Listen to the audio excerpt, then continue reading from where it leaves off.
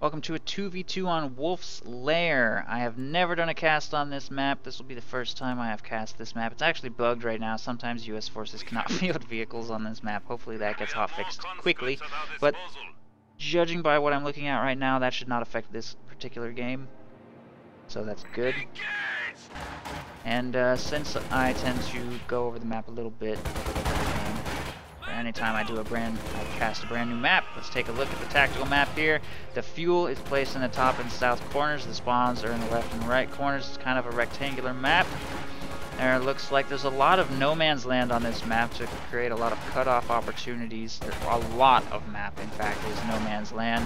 So as you can see, the fuel point here is connected to only 2 strategic points, so it can be cut off from both players that way. The munitions are placed quite close to each player's bases. I don't think you're meant to be able to contest munitions easily on this map. However, if you do take the strategic cutoff points immediately next to either base, you can cut off their munitions income, all of their income in fact. All income can be shut down by taking the 2 strategic points right outside both sides base, so definitely a lot of cutoff potential in that regard.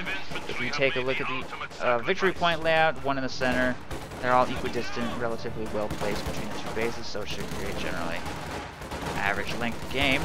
You have some interesting building and decorational placement, a lot of destroyed buildings and bunkers and stuff that not really utilize, other than they just kind of are on the map. A lot of forests as well, a lot of water. I'm also really glad that you move full speed through shallow water, or this would just be certain death. I'm so glad they made that change. That is so nice that infantry move full speed through shallow water now. That is so much better, especially on a map like this. This would just be a nightmare.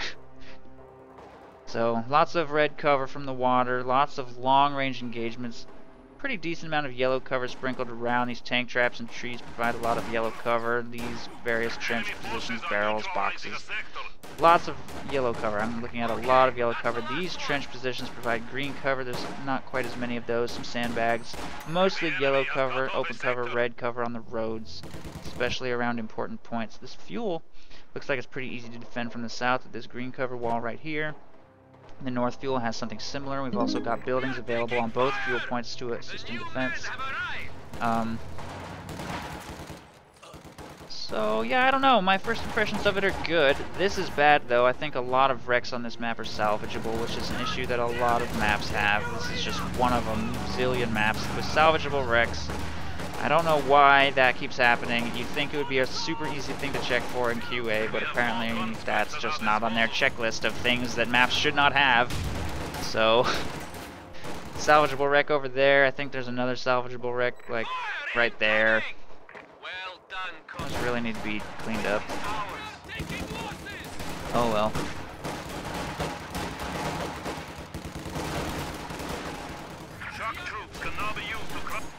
Anyway, that's enough discussion about the map. Let's take a look at the game. Looks like most engagements here are happening for the center. We're already seeing the no man's land having a dramatic effect. Fuel point cutoff because they do not hold either of these strategic points. The victory points have no strategic connection importance on this map. They are completely isolated COH1 style victory points rather than COH2 style victory points.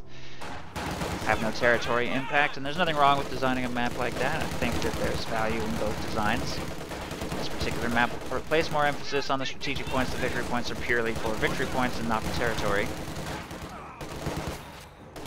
And one nice, interesting thing to note about victory points not being part of territory is that they will have very little impact on where over Commando West trucks can be placed. Because they cannot be placed on victory point sectors, if you make the victory point sector large enough that it has a significant territorial impact, it may limit over Commando West strategic options for placing their trucks. So that is something to keep in mind. Looks like we're looking at a really lethal game. I have seen squad wipes on all sides, just from start to finish. Just constant squad wipes. We've got doctrine selections already from 3 out of 4 players. Mechanized assault, fortifications, shock, motor, and then the American player has the standard 3 commanders available to him to take later. Stern Pioneers working on the strategic point up here to reconnect that, get the fuel coming back in. Conscripts are contending with a force of Axis infantry over here. Assault Grenadiers don't perform well at range, so they may struggle against conscripts a little bit. Getting flanked from both sides as well. victor. The fresh mortar crew has arrived. Kind of a late retreat from these assault grenadiers, but massed in short range against these conscripts, they would perform okay if he would just hold still. I don't know why he keeps running around like this. It's making him engage so much less cost effectively. Half the time these assault grenadiers are not even firing. I don't know what he was thinking with that engagement, but he loses 2 full squads of assault grenadiers and is forced completely off the map. Meanwhile, Soviet player has taken what looks like pretty heavy losses. He's only got 3 conscript squads left in addition to some shocks that he's fielding now. And the Axis are setting up a defense here in the center. Volksgrenadiers making their way to the front lines. I think he's probably also taken a lot of losses because his whole army has only 3 Volksgrenadier squads and an MG34, which 7 minutes into the game is extremely small. Volksgrenadiers taking control of the center. VP may be forced to contend with a lieutenant fighting position right there. And an M20 plus a stolen MG34. So he's already lost 1 MG34 to his opponent, making its way up to the front lines. There's 2 fighting positions here, in fact. One with a 50 cal upgrade, the other one purely for rifle grenades. He will be able to get the center victory point captured.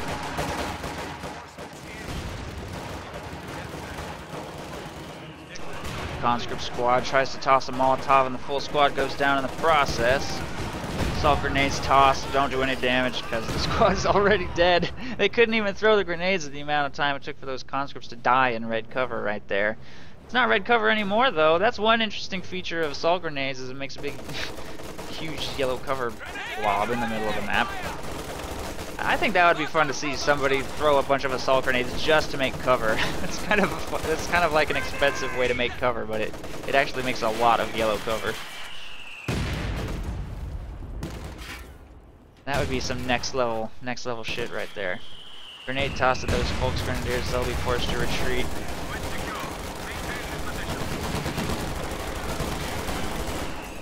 Grenades being tossed again on the lieutenant squad right there, and he's gonna have to retreat soon.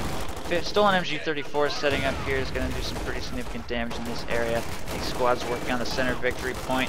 We're going to see minor attempts by both sides for the flanks. Assault grenadiers need to keep moving though. They're just chilling in cover. There's completely undefended fuel point over there. Stern Pioneers have left the north, so the Allies could send a squad up there and start doing some harassment in that area. Both sides focusing very heavily on the center VP right now though.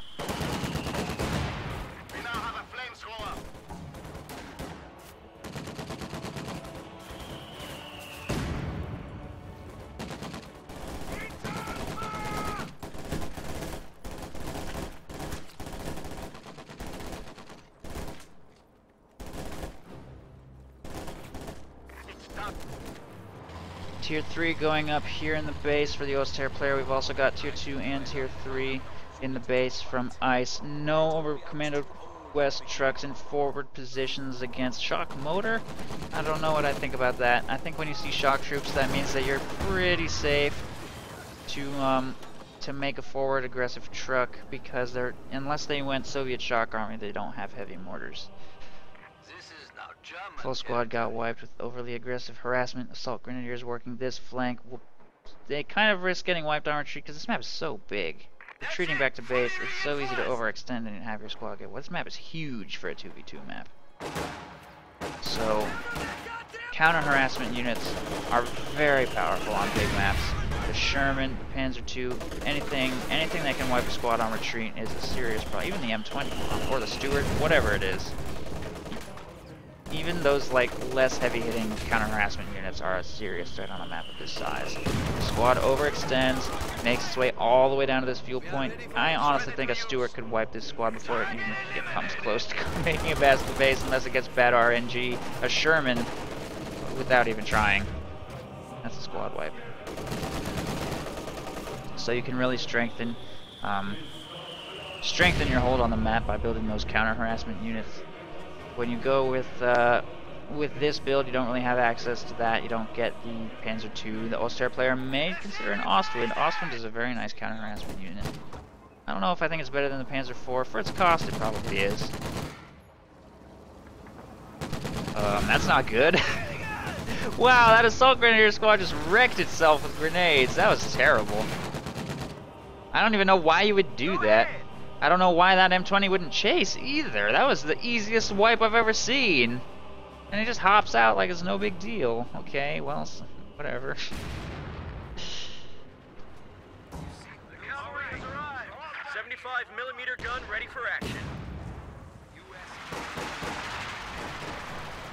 One of our fighting positions. Infantry support gun has been fielded to bleed infantry that attempt to take control of the center victory point. Gonna try and take out that fighting position. Brute forcing it down with those Panzerschrecks, not working out too well.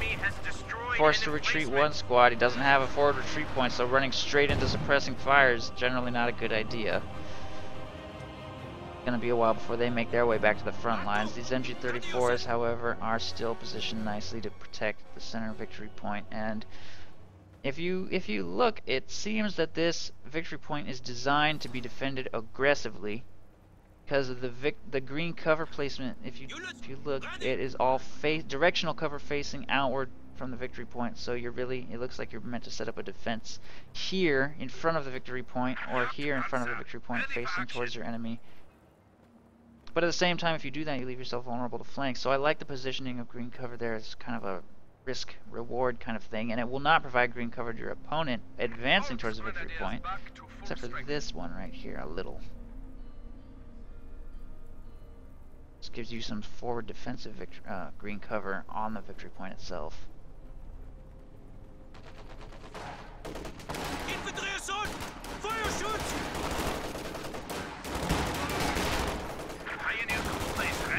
And we've got indirect fire on both sides now. That pack howitser's way in the back, though. It's going to have some serious scatter firing from that distance. It needs to get a little bit closer. It's never going to hit anything. This gets really lucky. Infantry support gun will start suppressing these squads. With MG-34 support, pretty decent chance of them getting pinned if that thing would actually hit anything. Again, it's being used behind a shot blocker.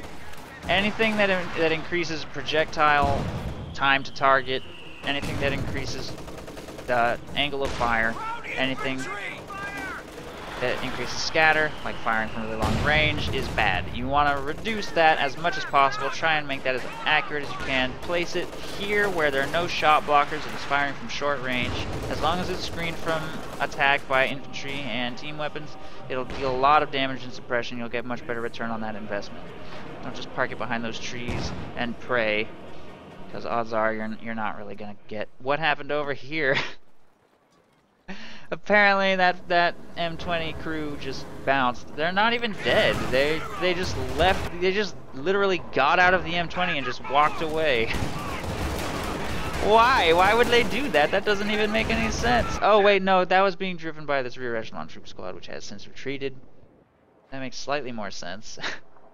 But there's now an M20 in Oberkommando West hands, which is terrible because it has access to M6 anti-tank mines, which one-shot most allied armor. I don't even know if a Sherman can survive an M6 anti-tank mine. If it can, it gets immobilized and it will probably die in one shot from anything. Got some fuel caches going up here in the north. Using that M20 is a pretty serious problem. The Jagdpanzer is woefully overextended here in the south, though. I don't know what this thing is doing solo. If it takes an engine damage from those riflemen, it's going to take forever to make it back. Why are they disengaging?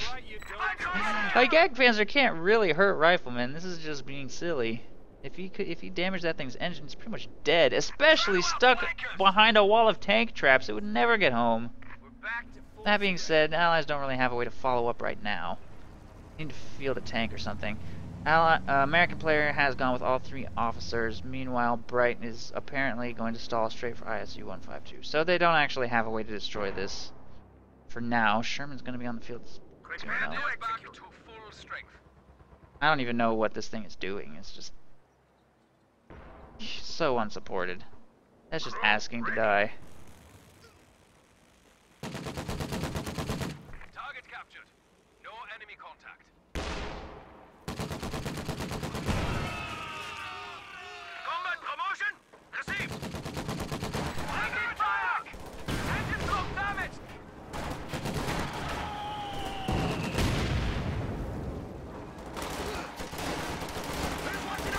Overextended squad of Volksgrenadiers should be able to get home safe since there are no vehicles to chase it down.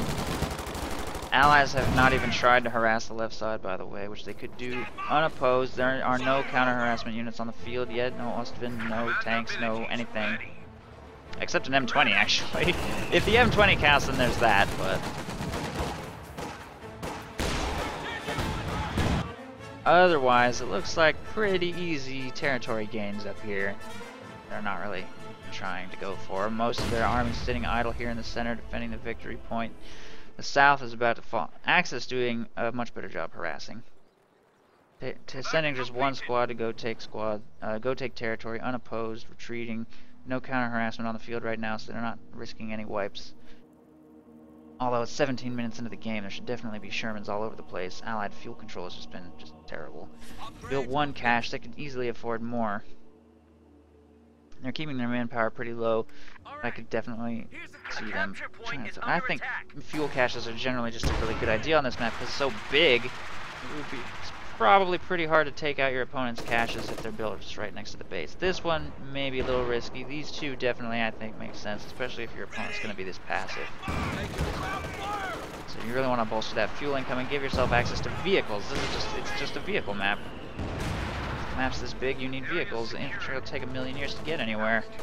Even a half-track probably makes a pretty decent amount of sense just to have a transport vehicle to get your infantry to where they need to be in a reasonable amount of time.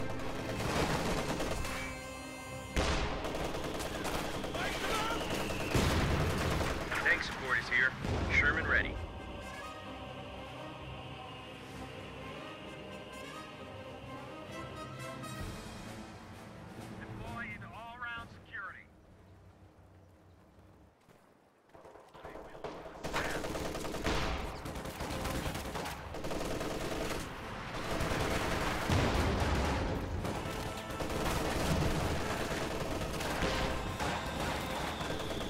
Squad is forced to retreat after getting pinned. It doesn't really look like the Allies are going to make any progress here. There's just way too much defenses, and they're not utilizing any proper tools to break through. Shock troops moving up might consider tossing a smoke grenade. Sherman on the field could potentially break the containment, but Panzer IV is available to counter. There's an AT gun over here, though. If that AT gun were to be repositioned, that had a line on that Panzer IV, might perform pretty well. Oh god, Stuka's firing. Ouch. Oh god, that was devastating. That took out so much stuff. The rest has to retreat immediately if it doesn't want to get wiped by assault grenadiers moving to follow up. The AT gun still hasn't moved. Sherman hasn't really moved either. Sherman could deploy smoke, by the way, to assist in a push, but just throwing infantry into the meat grinder like that is not going to accomplish anything.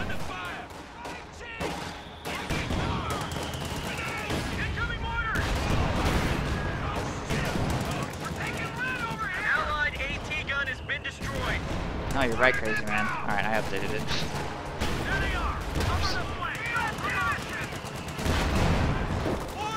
Infantry moving up to engage. The infantry support gun right there. Paratroopers coming in. Nice flank. Stuka's caught a little bit out of position. Vehicle crew bazooka trying to assist. The Sherman just got destroyed, though, somewhere. Trying to pull back away from that Jagdpanzer. Got taken out by Panzerschreck for Kettenwerfer for support.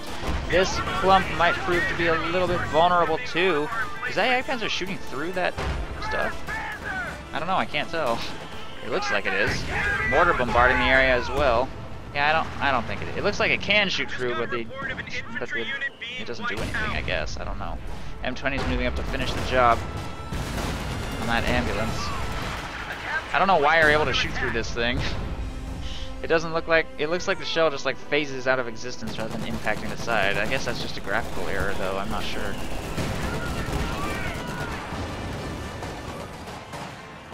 Squads retreating away from that area. Meanwhile, the flank over here, while pretty successful on these indirect fire weapons, by the way, getting those cleaned up. I don't think the Stuka was destroyed. Pulled back to safety here in the base and was fine. All Allied troops forced to retreat, or got wiped, I guess. Yeah, I think he suffered quite a few squad wipes there.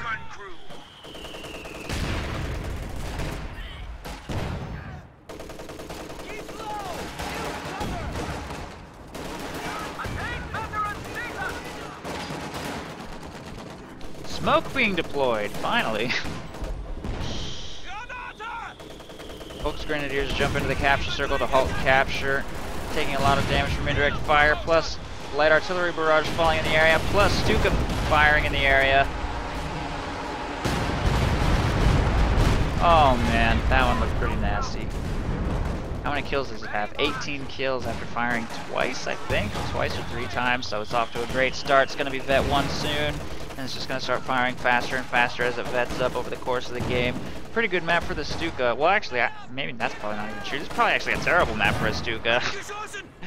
But great opponents for the Stuka, who are just throwing all of their units straight into the meat grinder here in the center victory point and haven't even given a single thought to harassing the north yet, which remains completely undefended except for 1 machine gun in green cover here on the victory point. South has not been harassed for some time either. Tank traps are gonna make it difficult for vehicles to get through. Apparently there's a tiny little hole that the M3 can squeeze through here between these just ambient tank traps. Barely squeezing through right there. The P-47 just got called in on an almost dead Panzer IV. I think that's unless all rockets hit the trees. Wow, that was lucky. And the Panzer IV shoots one of them down as well. So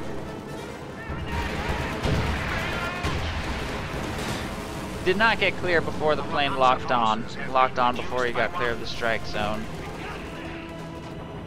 I think it would be cool if you could tell that a plane locked onto your tank somehow, like with some sort of debuff icon or something. I feel like a target should appear, just like marked vehicle, a target should appear over your tank if the P-47 locks onto it, because that would let you know that it was gonna get hit even though you made it clear of the strike zone in time.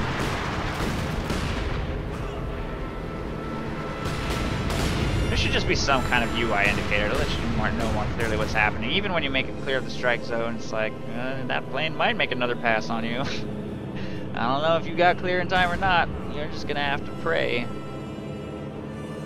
I feel like while you're in the strike zone, there should be some sort of indicator that's like the plane is locking on, and then locked, and then once you leave, like, that would be really cool. That would make it so much more clear how that works. Right now, it's just like, if that plane locks onto you, you have no idea. It's a mystery, just like most stats and mechanics in this game. Light artillery barrage ready to launch. Wow, Packhauts are getting some really nice hits off on these clump forces. Satchel Charge is going to wipe these if they don't retreat. I don't even think that was necessary. The flamethrower probably would have done it. Well, so much for those 2 squads. What does Ironflank even have left? A lot, actually. Wow. Pretty amazing. I guess it has been a 25-minute game. And he built 2 fuel caches. Went straight to tier 4 and fielded a Panther despite being mechanized assault. I hope his Panther's not trapped in his base, although if it is, it's his own fault for building a heavy Panzer Corps right in front of the rally point. There it goes.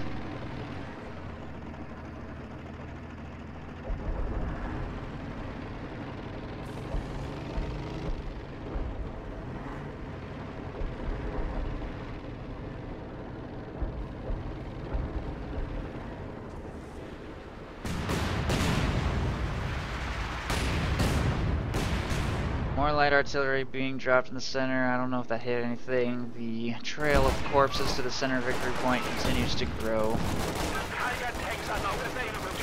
Allies just charging into the meat grinder. Only the most half-hearted usage of smoke. MG-34 has a line on 1 squad, will suppress that. Grenade toss, that squad will wipe it. Stuka firing into the center. Panther, Jagdpanzer, more Volksgrenadiers, all available to support. Stuka's actually firing way in the back on something. I think it might have wiped us something. I don't know. I'm not sure exactly what that was aimed at. Light damage to the Packhauser doesn't look like much of anything else.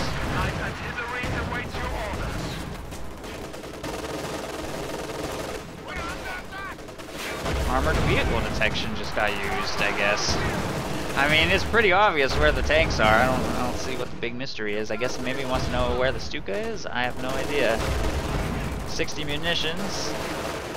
And now vehicles appear on the minimap. So, yep, there sure is a Panther and Jagdpanzer right there. Not sure what he did with that knowledge. Sniper getting shot at by the infantry support guard. Sniper firing at the assault grenadiers, and ISU 152 is making its way to the front lines.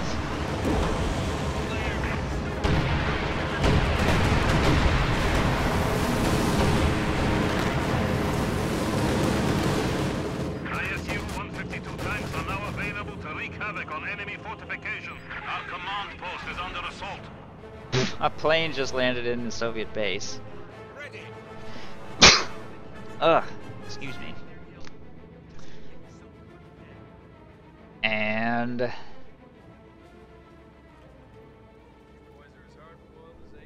What is it? We are as ready as we can be.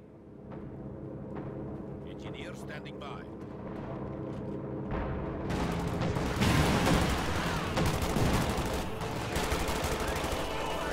meat grinder here in the center pretty much continues.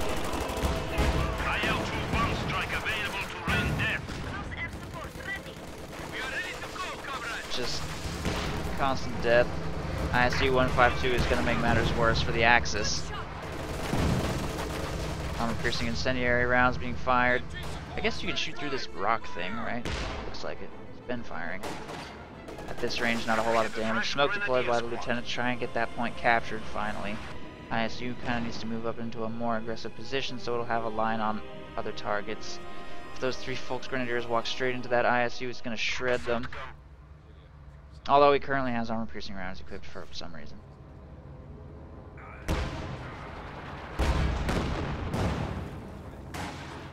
Needs to switch round types.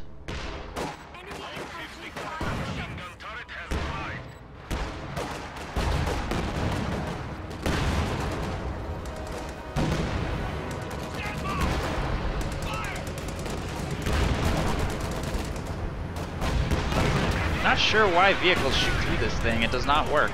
Like, their AI should not do that. It's kind of weird. Clearly the shots cannot penetrate and they just smash into the concrete structure.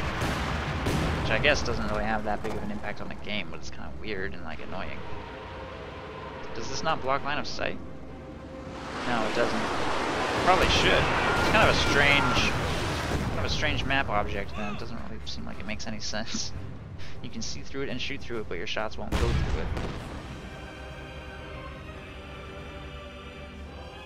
Harassment attempt here in the north by paratroopers. They're going to cut off that fuel income for a little while, maybe move to take control of that next.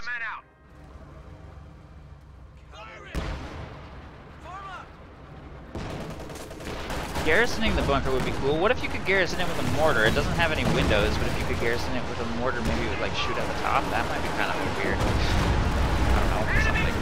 Although it wouldn't really make any sense for small arms fire to kill anything inside of a concrete bunker with a mortar inside. That would be like impossible to destroy. So I guess that wouldn't really make any sense. I guess it makes more sense as a decorative item. It doesn't have any windows.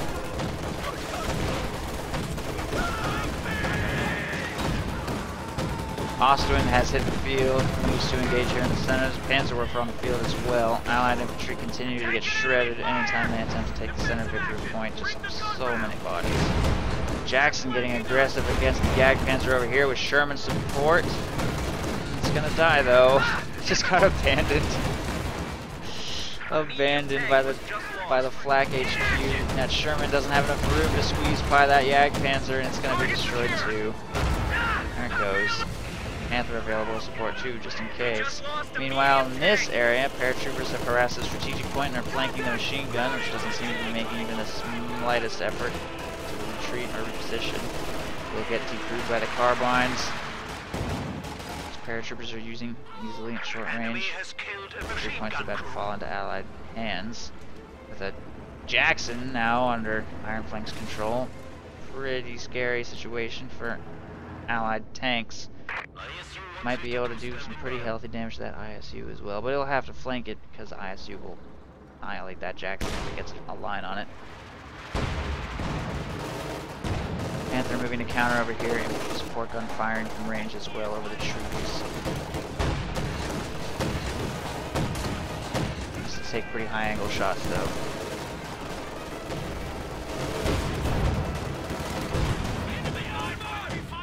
Allies moving to try and take control of the center.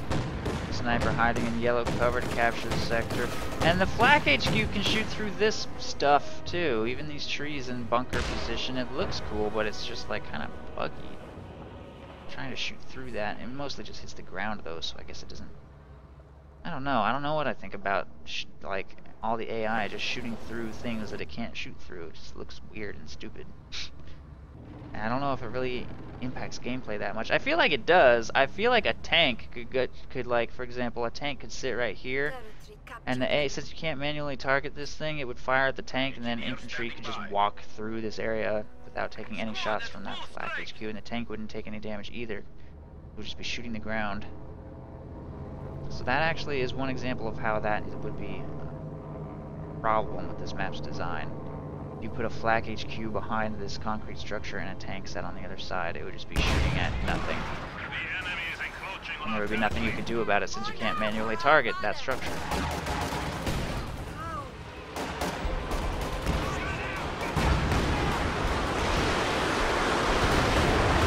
Panzerwerfer and light artillery barrage fire falling in this area. It doesn't look like it really did anything. Those Sturmpios are gonna die. Not sure what they were hoping to accomplish right there. Stuka firing in this area.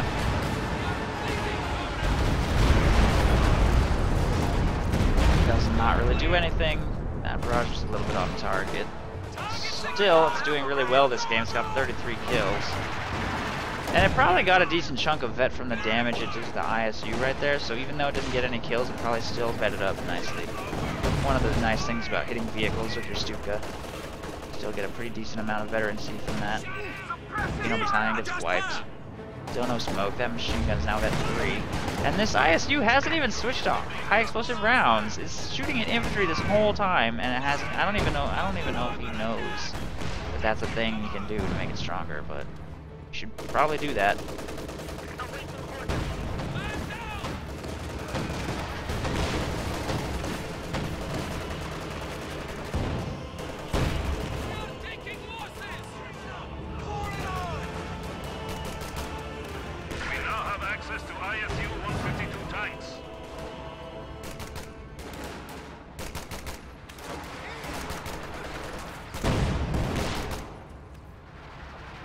Captured the point, you can retreat. Okay, there he goes. North Fuel finally being retaken by Folks Grenadiers. I think that Grenadier might be trapped. I think he probably cannot move. I don't know, I can't tell. I don't know why else he would just be standing there.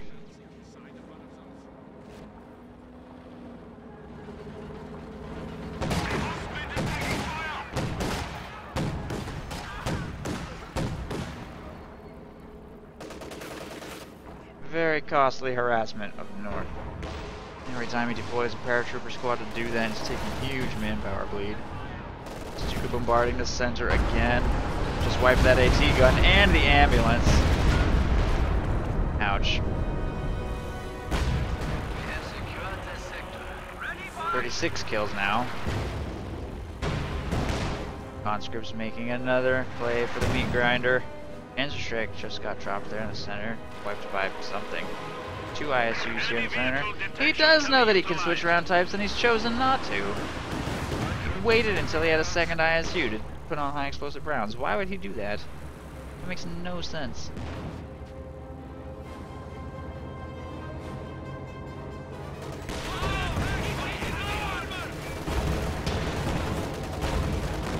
And now the armor-piercing ISU is firing at Sturm Pioneers, and the high-explosive ISU is shooting at a Panther. He's got it completely backwards.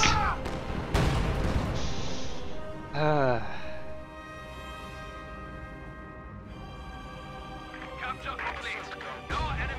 enemy is taking what we have secured.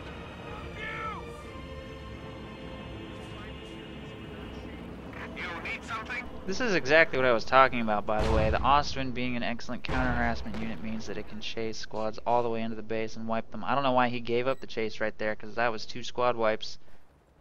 Easy wipes. Should have kept going.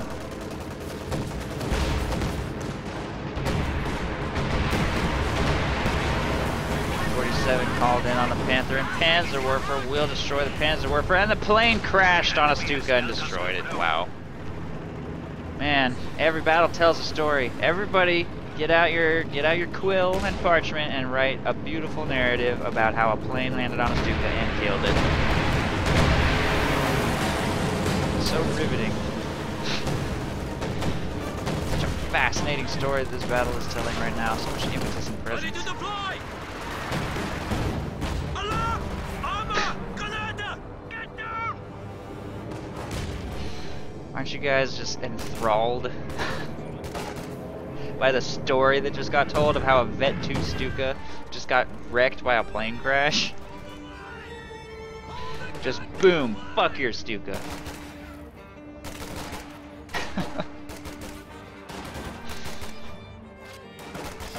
Keep it down! Shoot contact! Need support!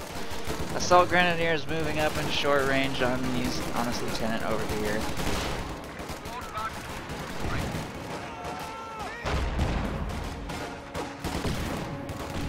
Those Assault Grenadiers really need to stop like wiping themselves out with their own grenades. He's really got to place that a little further away from his own squad. He's just taking so much damage from his own stuff.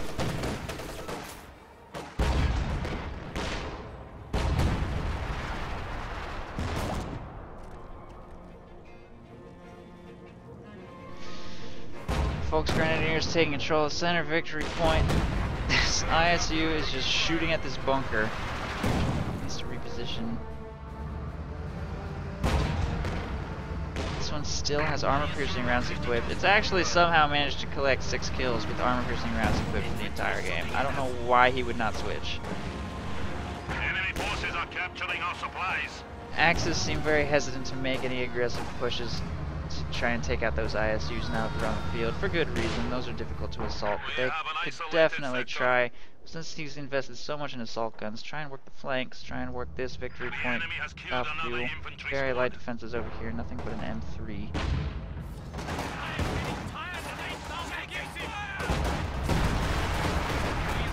Finally, this one is repositioned so it's not shooting at that bunker. High explosive rounds will easily be able to turn this engagement in the Allies' favor. Conscripts moving up. I think zeroing artillery just got dropped here, though. If the Axis can provide vision, that could be devastating, especially against this ISU, which may struggle to path out of this area. Doesn't look like the Axis are going to provide vision unless that Panther moves up very aggressively, which it probably should. They need to provide vision with something. Some sort of plane just got shot down. I think a bomb run? Yeah, a bomb run just got shot down.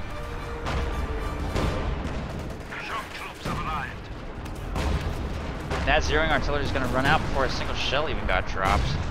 Such a waste. It's too late now. He should have provided vision ages ago.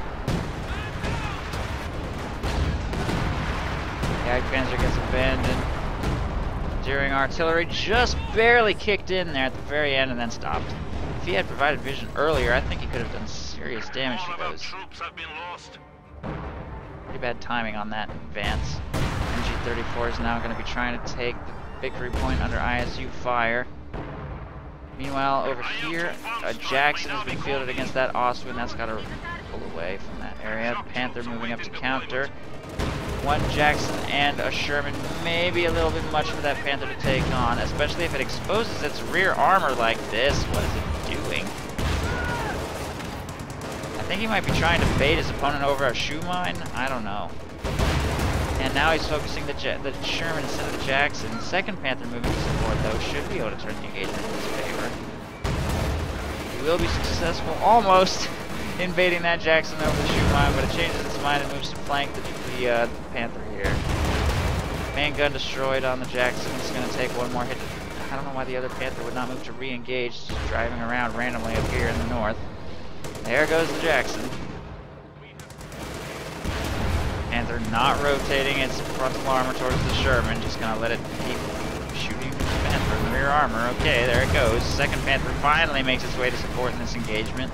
That may have been the worst micro Panthers I've ever seen. That should have been an easy kill of both of those allied tanks, and he loses a Panther in the middle of it for nothing. Not to mention, he has a Jackson sitting on the map somewhere, just like hanging out right here. And another Ostwind, just AFK on the right side. Alright, well. I guess he didn't really want that Panther that badly. Anyway, meanwhile, Ice has fielded a King Tiger in addition to his Panther, getting repaired here in the back. Another Panzerwerfer getting queued up. King Tiger is a questionable decision, honestly, against two ISU. The Jagdpanzer got stolen, too. And right here. Aw, thank you, Clobbert. Clobbert, did you submit a replay? I feel like you did. Your name sounds familiar. I think you emailed me.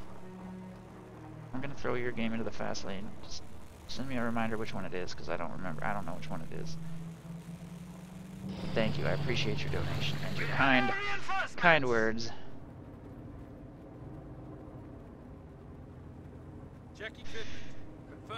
These squads making their way down the right side. Take control of some territory over here.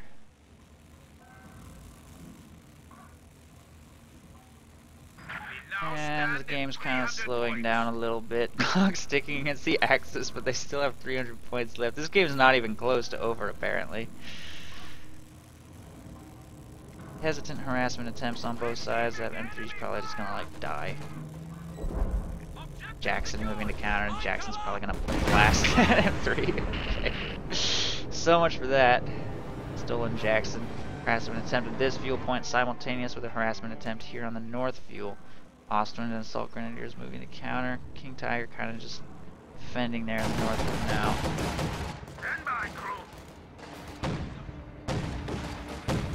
Ostwind is being deployed against those paratroopers. P-47 just got called in on it though.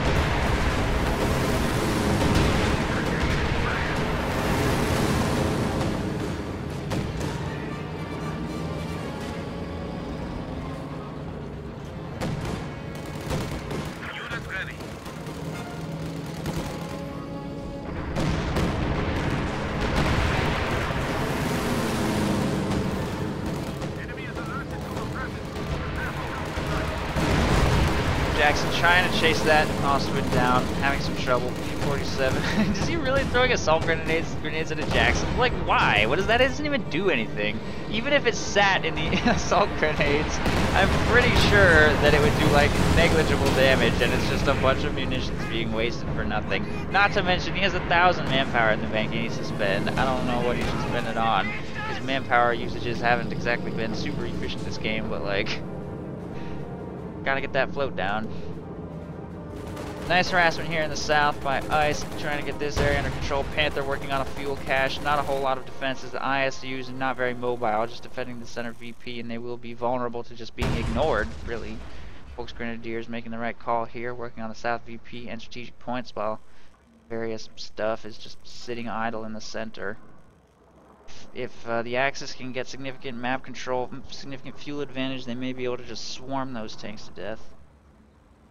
Bit of a counter here by conscripts and shock troops making their way down. Check your flanks when in contact.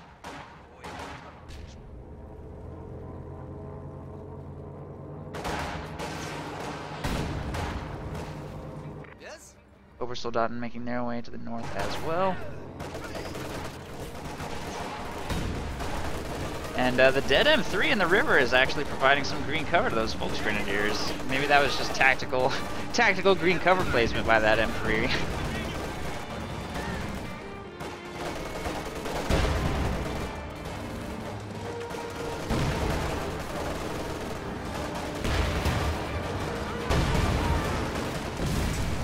Should not have led the charge there with the Jackson. Should have gone in with the Sherman in front, Jackson behind. Now the Jackson's dead. Sherman's going to struggle to engage that Panther's frontal armor. Kind of did that a little bit backwards. Jackson has a longer range, less help. These two squads are just standing in a Molotov, and they both die. Pretty good value Molotov right there, although the Panzerschreck conscripts do drop it. It will be recovered by the Volksgrenadier squad right there and fire on the Sherman. If the Panther moves to re-engage, should easily take that out. Jackson's available to support, but just kind of sitting AFK. couple squads here in the north with Panther support getting that area under control, and the center VP is still in Allied hands while these ISU 152s just are like sitting here. One of the ISUs has moved to defend here in the south. That Sherman's about to go down. Panther needs one more shot, but the Sherman gets out of range. Jackson moves to engage the ISU, which does have armor-piercing rounds equipped right now. It's not holding still though. It needs to hold still to finish the job. Panther's going to try and flank that thing. It's got to circle strafing for a very long time if it wants to make something happen. Otherwise, it needs to disengage before getting nailed. ISU won't hold still and fire though. If it doesn't stop moving, it'll never fire. Paratroopers being dropped somewhere. Oversoldaten trying to take control of the center VP. Conscripts moving into yellow cover to counter. Apparently this is yellow cover now. It used to be green cover, but it's been blown up by so much stuff that I don't know if there's any yellow cover left right here. It's just the terrain's too deformed, I guess. Panther's a little bit stuck, but he's really shooting at it. I don't know what those paratroopers are really doing. He needs to upgrade with a top-mount machine gun to really boost his DPS against infantry. Jackson nails one of them though. Molotov makes the Oversoldaten reposition. These engagements are all so small for a 48-minute game. It's like one infantry squad engaging one tank somewhere, and most units on both sides either dead or AFK. P-47 gets called in again. King Tiger moves to support in this engagement. Overs have successfully defended the point against conscripts. P-47 is engaging the Panther over here on the right side, and it looks like it's maybe gotten clear in time. I have no idea. I have no idea if P-47 has locked onto that or not. Probably locked onto that Jackson, if not the Panther. We'll see when it comes back around for another pass. Locked onto the Jackson. Okay. Jackson didn't quite get clear in time, but now everything is clear of the strike zone. P-47's third pass won't really be able to hit anything.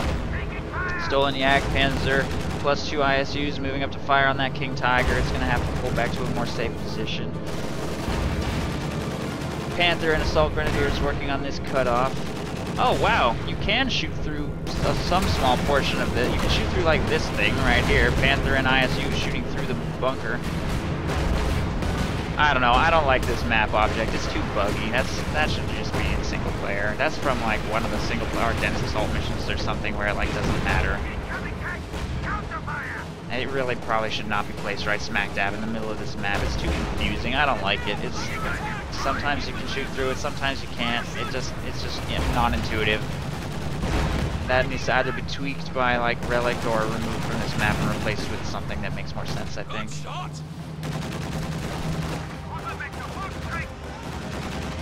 I really hope it's not 6 months that thing is left on this map and it just makes absolutely no sense, because that would be bad.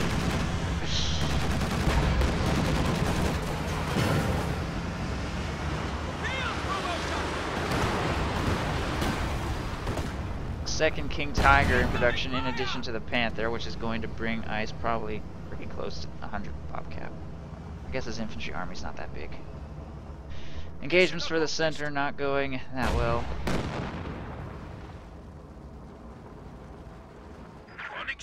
Ready. Direct as needed. For either side, continues to be total slugfest meat grinder. Ironflank has made it up to 2,000 manpower. Has a pretty decent sized army though. He's a pretty close to PopCap. He needs to replace some of his losses and reinforce some stuff. Other than that, not much you can do. King Tiger pulling back to a slightly safer location. Sherman trying to get aggressive. King Tiger shot misses.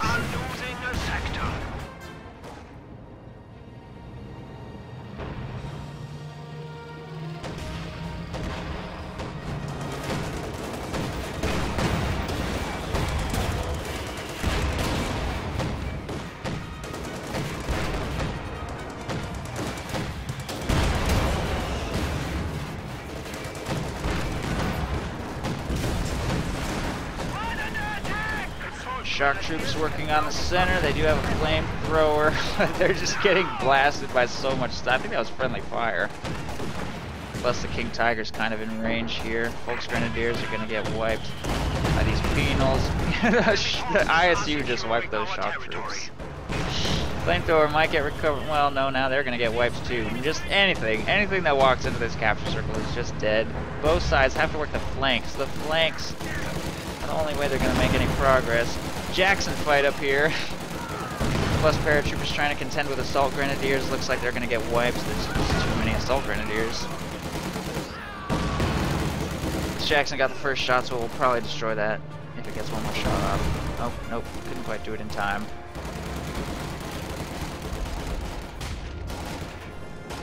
Light artillery barrage dropped on that Jackson. Might destroy it if it doesn't dodge, which it's not. It's just sitting there. Destroyed engine is pretty much dead. There it goes.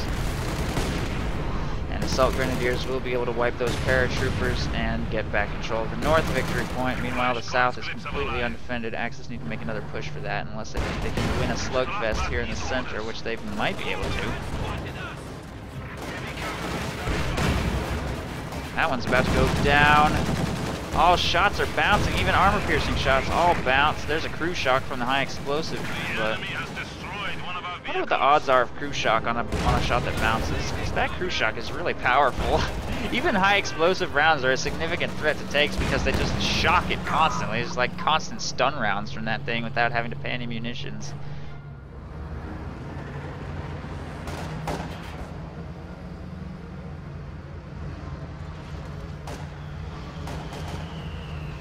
This is a long-ass game, Clubbert, I agree. It's just like most units idle, no working of the victory point flanks, all forces just being hurled into the center VP, death, meat grinder, hellscape. This is pretty much, this replay is the perfect example of how to slugfest. Just send all units for the center VP, mostly ignore the flanks unless your opponent like sends one squad to harass, go push the harassment back and then again work on the center again. Floated zillion resources, don't trade aggressively.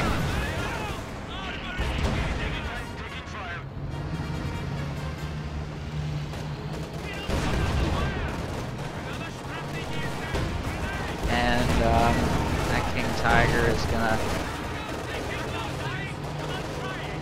sort of make an aggressive push. Panther's looking for an opportunity on the damaged ISU. One's been destroyed. This one looks like it's about to go down. A 1 in 3 crew shock on bounce? Wow, that is a crazy chance. That's like too high. Because it's pretty much a guaranteed bounce on high explosive rounds, so even with, if you have any supporting anti-tank of any kind, you can just stun tanks to death constantly. Panther is going to kill that ISU. Please don't disengage. It's just a P-47, you'll be fine. Chase that thing down. Don't disengage. Yes, keep up the chase. You can do it, Ironflank. There he goes, out of control. Takes a nasty hit from the ISU and probably got locked onto by now. A little slow to get free of the strike zone. So that Panther might be dead, but he did kill an ISU. It was honestly probably a pretty okay trade, except for the fact that BriGhT has 540 fuel in the bank within an hour. So I don't know, maybe not actually worth it to bet 2 Panther. It'd be kind of a shame to lose. And I'm pretty sure he got locked onto a third time. Maybe not. I don't know. Not sure if they're gonna make another pass. Nope. Didn't get locked onto. Panther has pulled back to safety. ISU destroyed. So pretty good push. Assault Grenadiers are like gonna die. At least he dropped artillery on it this time instead of throwing grenades at it. That's a slight improvement. Grenade wipes that squad. Sherman is about to take out the Austrian. The Austrian wipes those paratroopers. No territory is going to be exchanged here. Austrian is destroyed. Meanwhile, this ISU is backwards for this advanced by infantry. It's got armor-piercing rounds equipped too. They're going to disengage because they don't know what round type it has equipped, so they don't want to take the chance. Sherman goes down to the Jackson and King Tiger.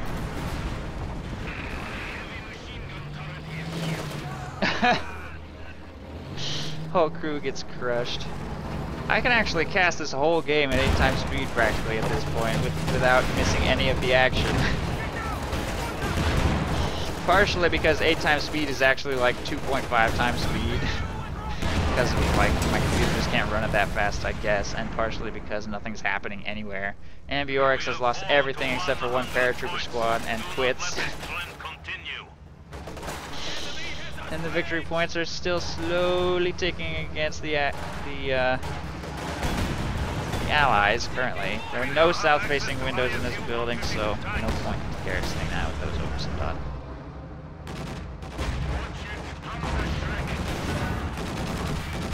ISU 152s have been freshly fielded. Even with 2 fresh ISUs, he still has 400 fuel left. That's how big his fuel reserves were this game. Panzerwerfer does not much. 2 King Tigers with Panther support moving up. I think both of these things are going to be destroyed. There goes that one easily, and that King Tiger barely took a scratch. This ISU does have armor-piercing rounds equipped, but it's pretty much dead. I don't even know why these tanks are disengaging. Maybe they thought that was a P-47 rocket strafe. It's not. It's the light artillery barrage, and both ISUs are destroyed. The perfect opportunity for the Axis to move to the south, get that victory point capture, get a triple cap going, and end the game. They've had like a monstrous lead for pretty much the whole game. Allies stand no chance here. They really need to seal the deal. Assault Grenadiers are just like working on the fuel, as if fuel is a concern for anybody. 450, 160, well, okay, 160 is actually not that much for the American player, but 550 for himself, and 3,000 manpower, by the way. Like, he really needs to trade more aggressively. I honestly didn't think he could possibly be engaging more cost ineffectively this game, just blowing up his own Assault Grenadiers with grenades, letting all of his squads get wiped, but somehow he's still been more efficient than the Allies. King Tiger going straight into the base. Still no triple cap, just letting the victory points slowly tick down over the course of a game that is now well over an hour long in real time.